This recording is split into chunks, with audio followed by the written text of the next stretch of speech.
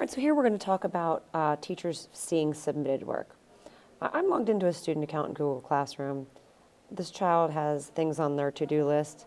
I'm going to go ahead down and look at this assignment number 1 here. Click on it. Down here where it says your work, I had added a private comment because the app wasn't installed. Let's go ahead and try this again. Student is going to click on the Google Doc. And I don't want them to handwrite on the doc. We're going to have them open it in the Docs app so that they can type their responses. Here's Docs. All right, down here's their edit button. And now I'm in Google Docs, and I have the, if I can spell properly, have the ability to write an answer. All right, when they're done, they should click the check mark to save it. And then back up here to Classroom. And they can X out there. And now that they've made their changes, you can hit Turn In. Remember, the teacher will not see it submitted until the child hits the Turn In button. Yes, turn in. Awesome. Okay. Now, once the child turns it in, they don't have the ability to edit that document any longer. They are not the owner of it. The ownership transferred over to the teacher.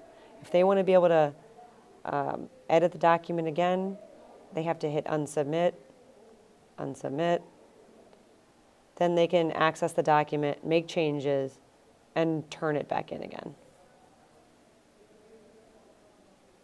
All right, so let's make sure this gets resubmitted, and let's toggle back over to our teacher perspective.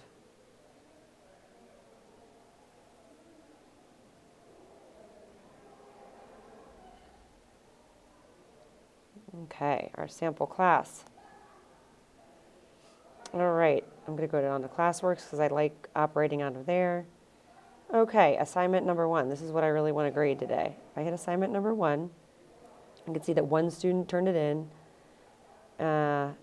And if I click on instructions, I can see everything that I posted to them. Let's click on student work. Just had to refresh the page a little bit. All right, here's Emma. I can see that private comment that she had an issue at 118. I can see it turned in, right? And then if I click on her document, it will pull up her responses. Now, I can see her response right there. I've got 2 options.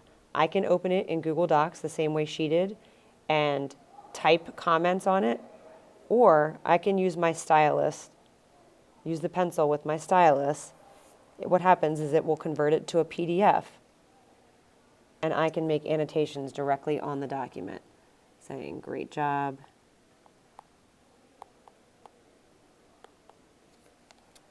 Okay. Oops, excuse me.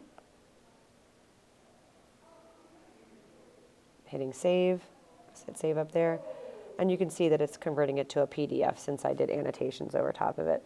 So that's your preference of how you want to grade. Do you want to grade by annotating over it, or do you want to grade directly into the Google Doc itself? So this saves. I'm going to go ahead and X out of the preview. And you can see that now Emma's original document hasn't been affected. There's the edited version with my annotations on it. I can go ahead and give her a grade of, it was out of 50. I'll give her a 50, sure, why not? Okay. And I'm going to return it to her because, again, she doesn't have access to make any changes on this document until I return it to her.